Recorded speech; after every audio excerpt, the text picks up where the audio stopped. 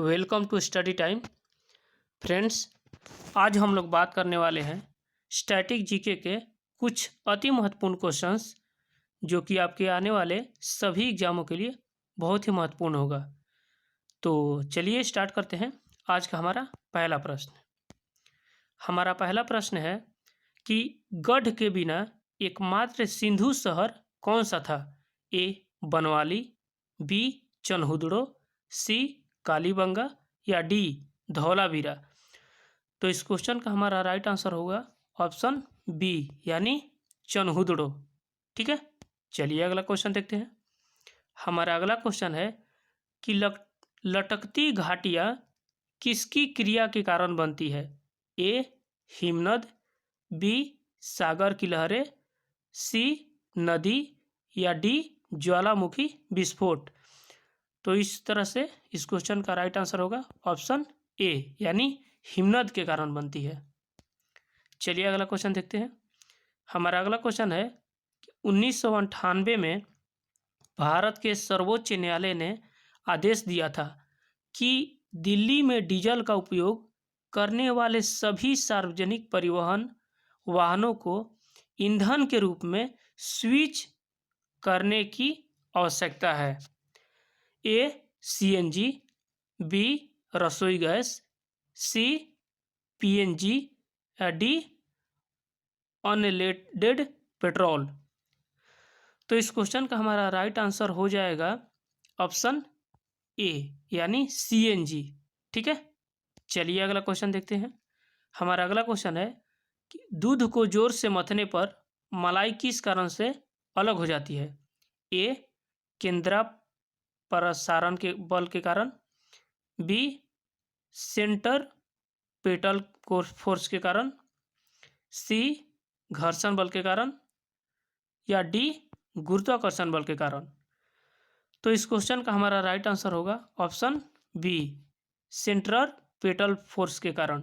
ठीक है, यानी अपकेंद्रण के कारण। ठीक है, चलिए अगला क्वेश्चन देखते हैं। हमारा अगला क्वेश्चन है कि निम्नलिखित में से कौन सा अल्फा एमिटर आमतौर पर स्मोक डिटेक्टरों में उपयोग किया जाता है? ए प्रोटैक्टिनियम 231, बी एमरेशियम 231, सी बिस्मथ 209 या ऑप्शन डी यूरेनियम 238। तो इस तरह से इस क्वेश्चन का हमारा राइट आंसर होगा ऑप्शन बी यानी एमरेशियम 231। चलिए अगला क्वेश्चन देखते हैं। हमारा अगला क्वेश्चन है कि निम्नलिखित में से कौन एक मोनोसैकेराइड नहीं है? ए लैक्टोज, बी सुक्रोज, सी शर्करा या डी फ्रुक्टोज। तो इस क्वेश्चन का हमारा राइट आंसर हो जाएगा ऑप्शन बी यानी सुक्रोज। चलिए अगला क्वेश्चन देखते हैं। हमारा अगला क्वेश्चन है कि धौली पहाड़ियाँ जिनमें अशोक के प्रमुख शिलालेख हैं, जो पहाड़ियों के शिखर तक जाने वाली सड़कों के किनारे चट्टान के एक समूह पर उकेरे गए हैं, भारत के निम्नलिखित राज्यों में से किस में स्थित है? ए राजस्थान, बी बिहार, सी मध्य प्रदेश या डी उड़ीसा। तो इस क्वेश्चन का हमारा राइट आंसर होगा ऑप्शन डी यानी उड़ीसा। चलिए अगला क्वेश्चन देखते हैं। हमारा अगला क्वेश्चन है कि भारत में सबसे पुराना सिंधु घाटी स्थल कौन सा है? ए भीराना, बी फरमान, सी धौलावीरा या डी बनवाली। तो इस तरह से इस क्वेश्चन का हमारा राइट आंसर होगा ऑप्शन ए यानी भीराना। चलिए अगला क्वेश्चन देखते हैं। भाखड़ा बांध किस नदी पर बना है? यानी भाखड़ा नांगल परियोजना जो है वो किस नदी पर है? ए रवि नदी, बी चिनाब नदी या सी सतलुज नदी या डी ताप्ती नदी। तो इस क्वेश्चन का हमारा राइट आंसर हो जाएगा सतलज नदी। ठीक है, चलिए अगला क्वेश्चन देखते हैं। हमारा अगला क्वेश्चन है कि निम्नलिखित में से किस देश ने हाल ही में अपने नागरिकों को सार्वभौमिक वयस्क मताधिकार प्रदान किया है?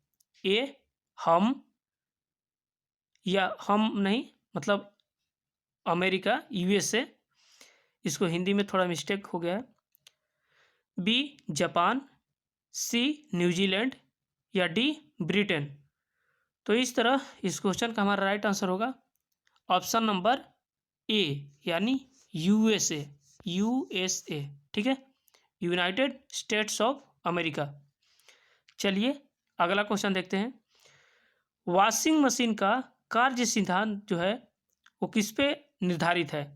ए प्रसार पर, बी अपकेंद्रीय पर, डी डायलिसिस पर, या डी केंद्र प्रसारण पर।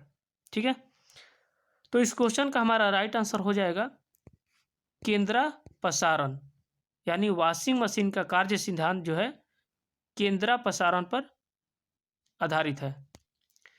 चलिए अगला क्वेश्चन देखते हैं। उन अभिक्रियाओं को क्या कहते हैं जिनमें ऊष्मा उत्पन्न होती है? ए एंडोथर्मिक, बी एक्सोथर्मिक, सी दोनों, या डी इनमें से कोई नहीं। तो इस क्वेश्चन का हमारा राइट आंसर हो जाएगा एक्सोथर्मिक, यानी ऑप्शन बी। ठीक है, चलिए अगला क्वेश्चन देखते हैं।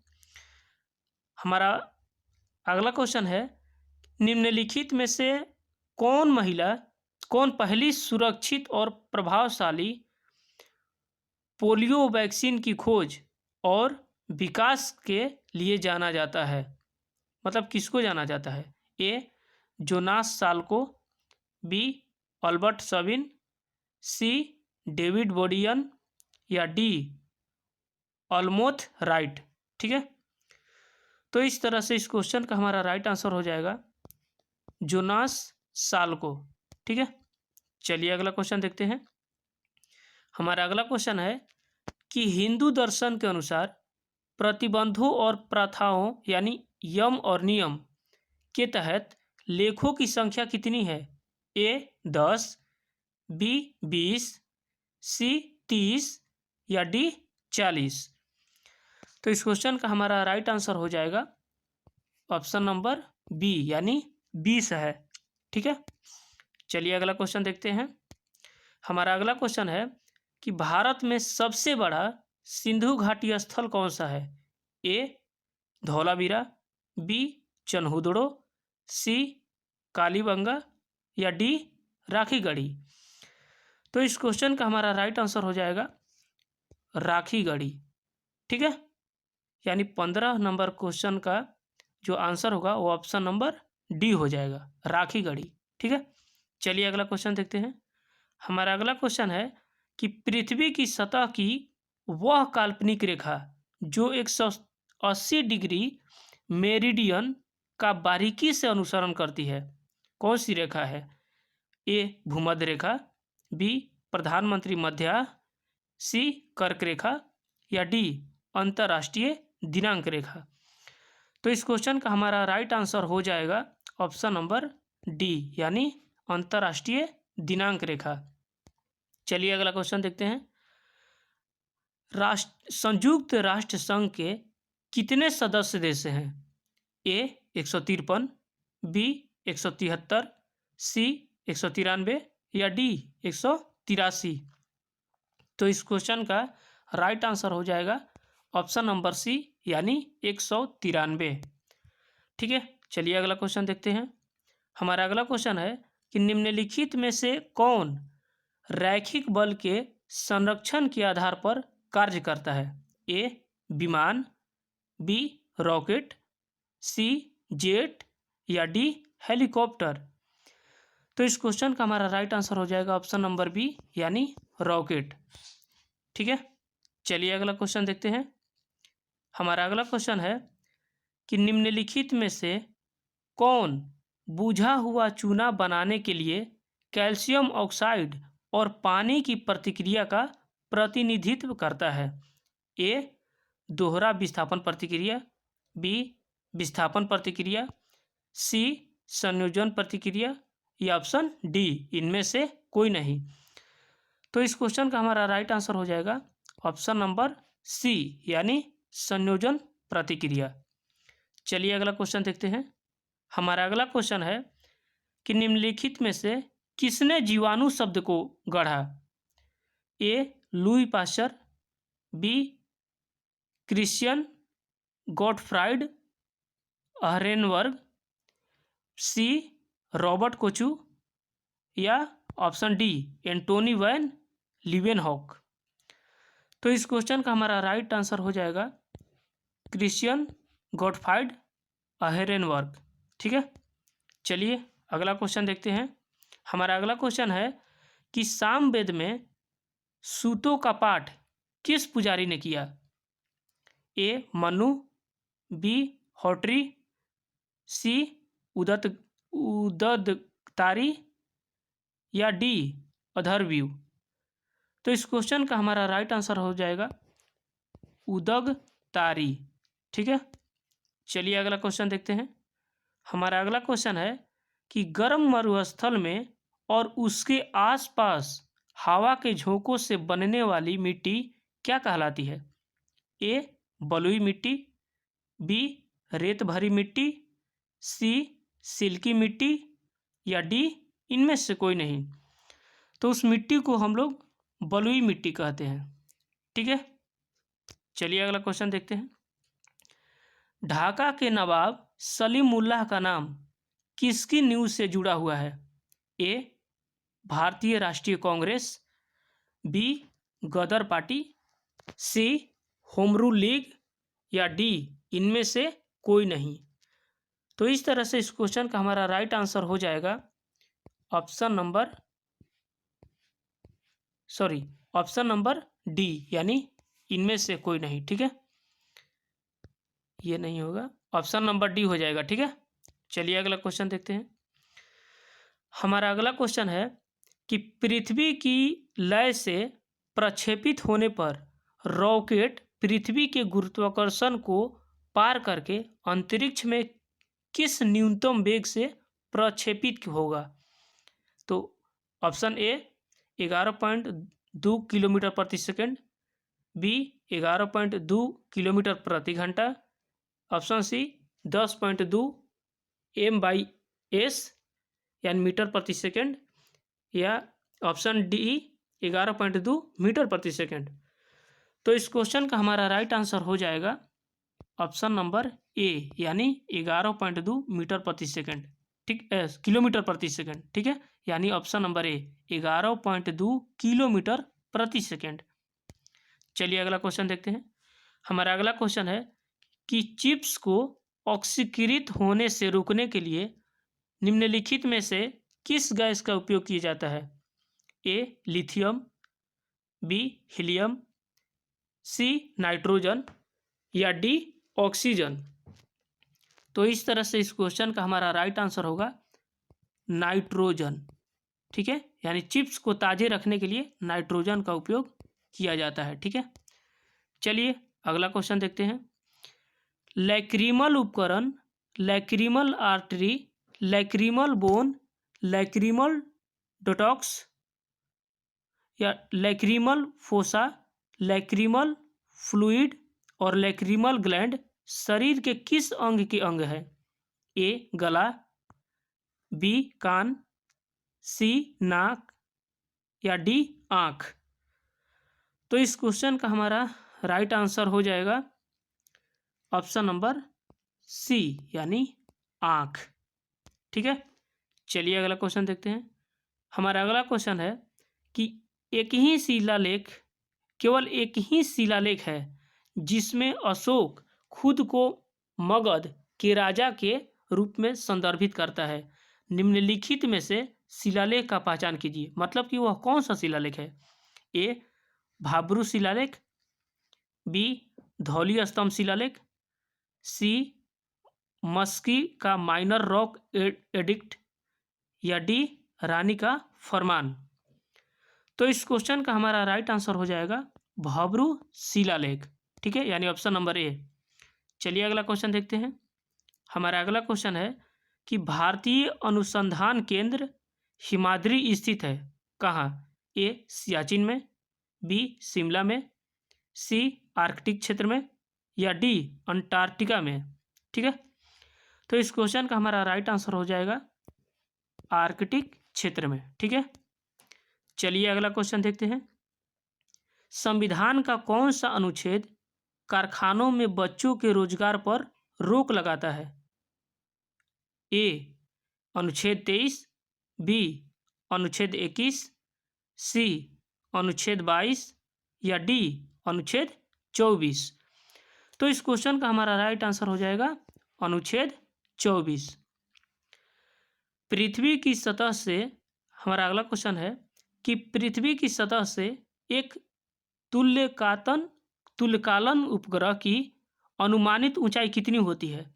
ए 30,000 किलोमीटर, बी 36,000 किलोमीटर, सी 42,000 किलोमीटर या डी इनमें से कोई नहीं।